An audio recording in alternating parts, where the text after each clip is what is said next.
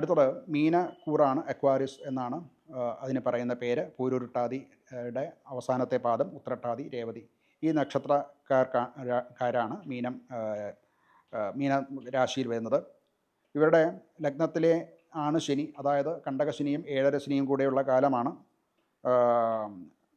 വിദേശ സംബന്ധമായിട്ടുള്ള ജോലികൾ അഥവാ അങ്ങനെയുള്ള ഇടപാടുകൾ സംബന്ധിച്ച ജോലി ചെയ്യുക, ആശുപത്രി മുതലായിട്ടുള്ള കാര്യങ്ങളുമായിട്ട് ബന്ധപ്പെട്ട ജോലികൾ ചെയ്യുന്നവർക്ക്, അതുപോലെ തന്നെ ആത്മീയ മേഖലയിൽ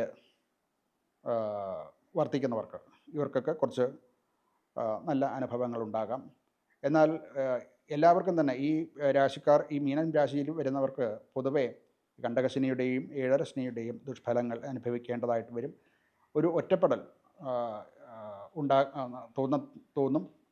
അത് കഴിയുന്നത്ര മാറാൻ വേണ്ടിയിട്ട് സമൂഹവുമായിട്ട് അഥവാ അവർ അനുവർത്തിച്ചിരിക്കുന്ന ജോലികളും ആ ജോലിയായിട്ട് ബന്ധപ്പെട്ടവരുമായിട്ട് കൂടുതൽ സഹവർത്തിത്വത്തോടു കൂടി കഴിയാൻ ശ്രമിക്കേണ്ടതാണ്.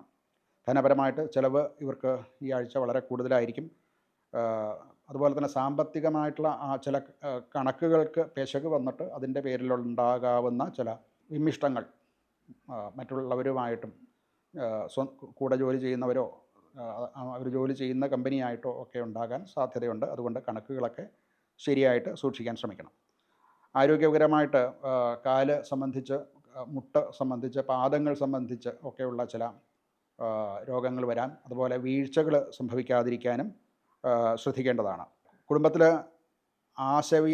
ആശയവിനിമയം, അതായത് പരസ്പരം ഉള്ളറിഞ്ഞ് ഉള്ള സംസാരം അത് കുറയാൻ സാധ്യതയുണ്ട്.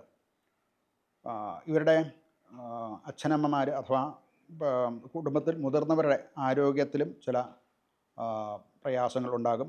അതിൽ കുറച്ച് കൂടുതൽ ശ്രദ്ധിക്കേണ്ടിയിരിക്കുന്നു. ദാമ്പത്യപരമായിട്ട് ചില അകലങ്ങൾ ഭാര്യാഭർത്താക്കന്മാർ തമ്മിൽ ഉണ്ടാകാൻ സാധ്യതയുണ്ട്. അത് കഴിയുന്നതും ഒഴിവാക്കാൻ ശ്രദ്ധിക്കേണ്ടതാണ്. പരിഹാരമായിട്ട്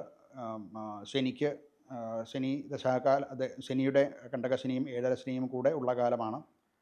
ശനിയാഴ്ച ദിവസം ശാസ്താക്ഷേത്രത്തിൽ പോവുക അഥവാ ശാസ്താവിൻ്റെ സഹസ്രനാമ ജപം നടത്തുന്നതും ശിവന് അഭിഷേകാദികൾ നടത്തുന്നതും ഒക്കെ വളരെ നല്ലതാണ്. പഞ്ചാക്ഷര മന്ത്രം നമഃശിവായ എന്ന മന്ത്രം ദിവസേന ജപിക്കുന്നതും നല്ല ഫലങ്ങൾ ഉണ്ടാകും. നമസ്കാരം.